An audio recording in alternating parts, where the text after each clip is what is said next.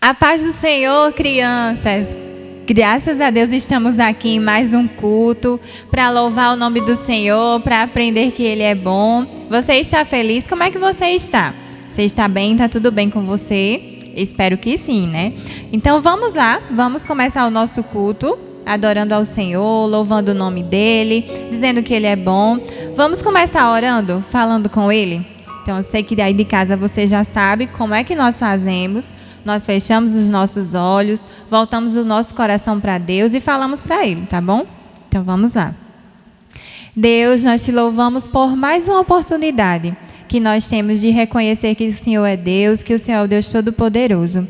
Nós te louvamos também pela vida de cada criança que está vendo este culto Kids. Que o Senhor possa abençoar a sua família, que o Senhor possa abençoar o seu futuro, que o Senhor possa falar ao seu coração. Que cada criança, Senhor, possa entender que elas necessitam de Ti e que o Senhor as ama e o Senhor tem um plano em suas vidas. É assim que nós te oramos, pedindo, Senhor, a Tua orientação, que o Senhor nos conduza em dar o nosso melhor a Ti, que é a nossa adoração, e que o Senhor possa falar com cada uma destas crianças. Em nome de Jesus, amém. Então, graças a Deus, né, crianças? É bom darmos graças ao Senhor, porque nós temos mais uma oportunidade de estar com Ele, de dizer que Ele é bom, de voltar o nosso coração para Ele em adoração, com alegria, reconhecendo que Ele é o Deus que nos ouve, que Ele é o Deus que nos vê. E nós descansarmos na certeza, sabe de quê, crianças? Que o nosso Deus é um Deus cheio de amor, cheio de misericórdia e que Ele está conosco em todos os momentos. Então agora nós vamos louvar o nome do Senhor mais uma vez. Eu lembro que no culto passado nós cantamos esta canção que vai falar que o nosso Deus é o Deus que nos vê, é o Deus que nos ouve e não existe outro como Ele. Então, hoje, vocês terão mais uma oportunidade de declarar isso ao Senhor, de reconhecer que Ele é o único e verdadeiro Deus, tá bom? E eu vou convidar aqui a tia Débora para que juntos nós possamos falar isso ao nosso Deus, ao único Deus verdadeiro. Vamos louvar o Senhor, crianças? Olá, olá, crianças! Tudo bem com vocês? Olha só. Mais uma vez, vocês já sabem o que a tia vai dizer, não sabe? Levantem daí, porque está na hora da gente louvar ao Senhor, cantar a Ele, render graças ao seu nome. E olha só, a gente vai cantar, como a tia Camila disse, o mesmo hino que a gente cantou no cultinho anterior. Portanto, se você não sabia o hino, vai aprender, porque a gente vai cantar pela segunda vez. E se você já sabia, melhor ainda, porque você canta com ainda mais força. Então, vamos lá cantar esse hino que fala quem é Deus como o nosso Deus. Quem é Deus como o nosso Deus, poderoso e grande é o Shaddai, o Deus do impossível, ainda que invisível, posso ver o seu agir. Criador dos céus, da terra e mar, se importa em me ajudar. Me cerca a todo instante com seu cuidado e seu poder. Não há outro igual a ti, Senhor. Antes que eu fale, tu já conheces meu clamor. Deus que responde, Deus que vê, Deus de milagres eu posso crer. Não, não, não há outro igual a ti, Senhor. Antes que eu fale, tu já conheces meu clamor. Deus que responde, Deus que vê, Deus de milagres eu posso crer no teu poder.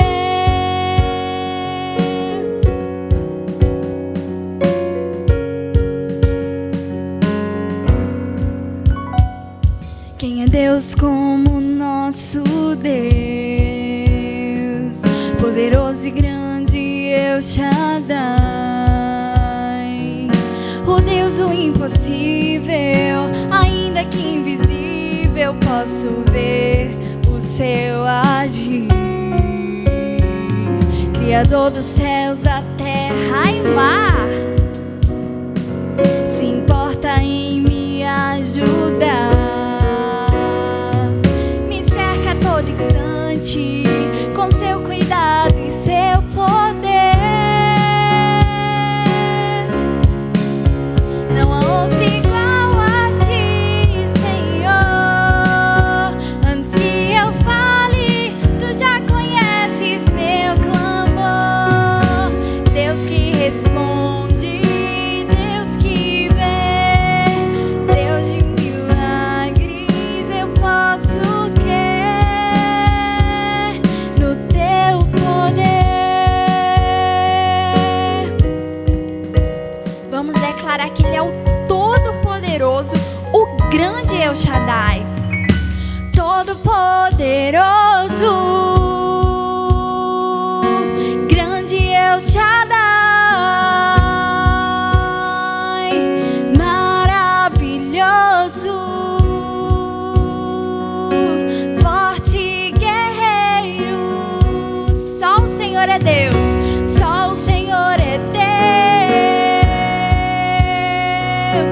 Te entronizamos, não há outro igual, não há outro igual. Deus soberano, não há outro igual a ti, Senhor. Antes que eu fale, tu já conheces meu clamor. Deus que responde, Deus que vê, Deus de milagres, eu posso crer no teu poder.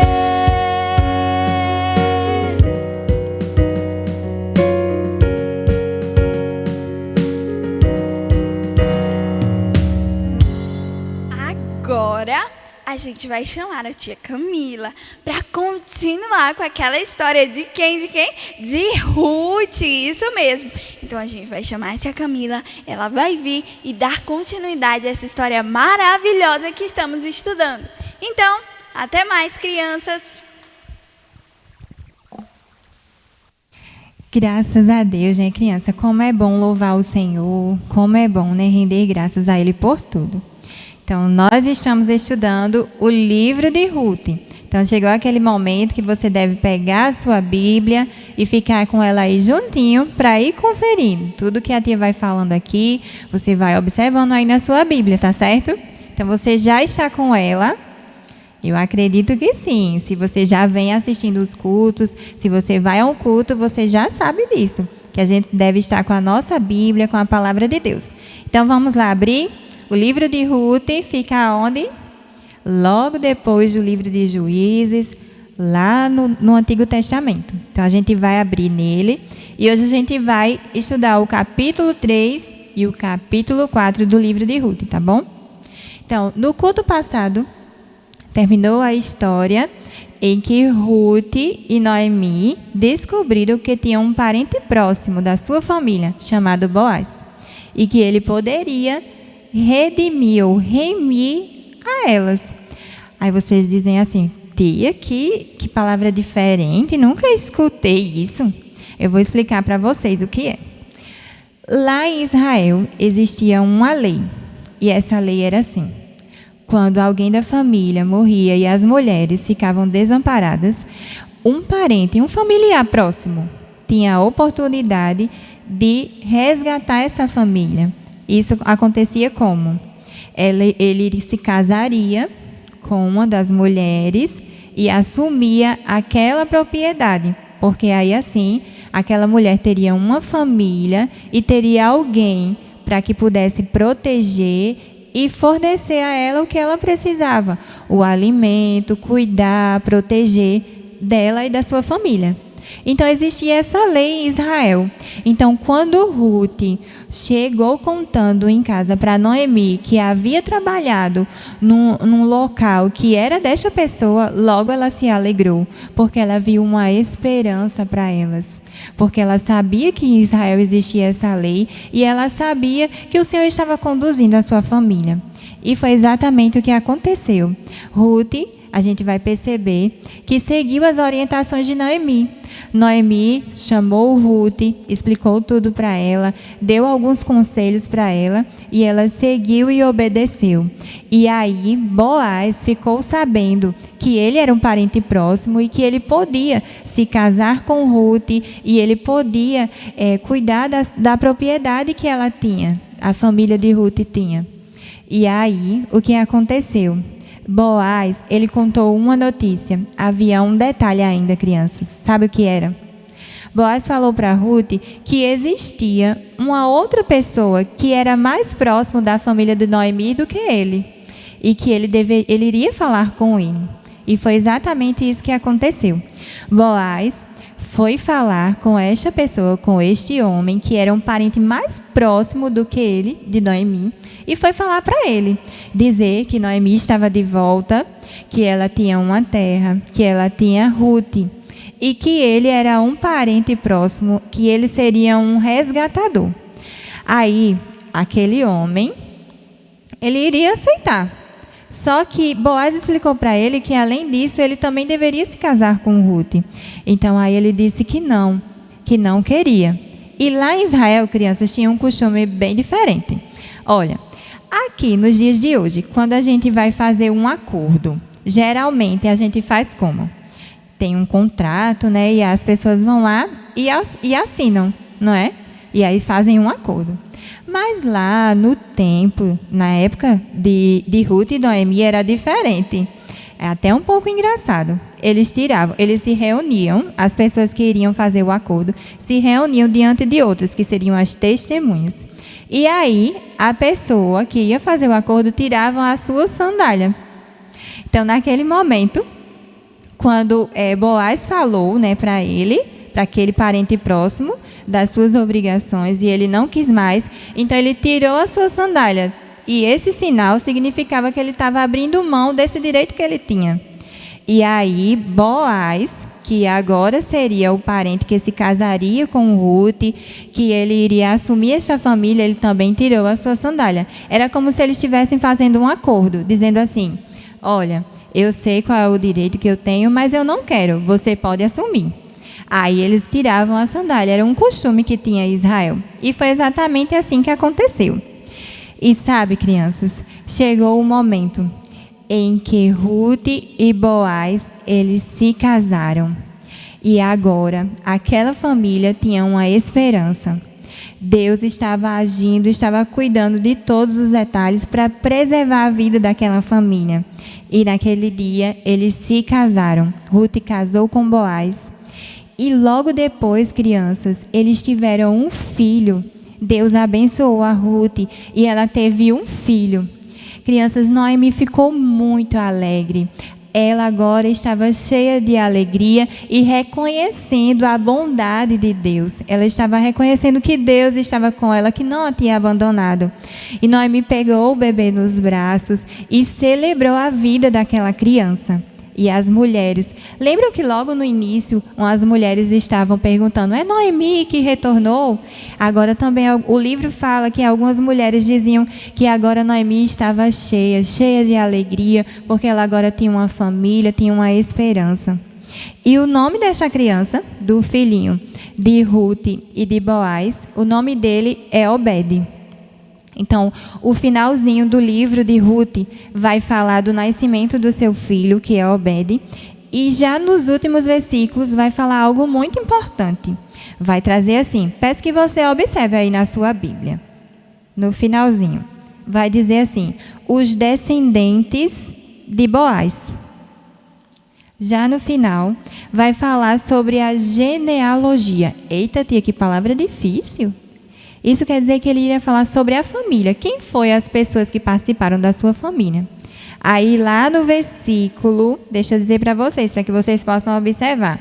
do 18 até o 22, vai falar da família. E eu queria que você observasse. Porque geralmente, crianças, quando a gente está lendo a Bíblia, aí quando chega essa parte que vai falar da família, a gente lê bem rápido assim, né? Até pula. Não sei se você já fez isso. Mas essa a gente vai ler com atenção, porque tem algo muito valioso que vai nos mostrar aqui nessa parte, tá certo? Olha só, do 18 até o 22, diz assim, ó. Esta é a genealogia de Pérez. Pérez gerou Esrom. Esrom gerou Rão. Rão gerou Aminadab. Aminadab gerou Naasson. Naasson gerou Salmão. Salmão gerou Boaz. Boaz é esse da história que a gente está estudando. Boaz gerou Obed. E Obed gerou Jessé. Você já ouviu falar sobre Jessé? Eu acredito que sim. E agora, quando eu falar quem foi o filho dele, é aí que você vai lembrar mesmo. A Bíblia diz que Jessé gerou Davi. Isso mesmo, crianças.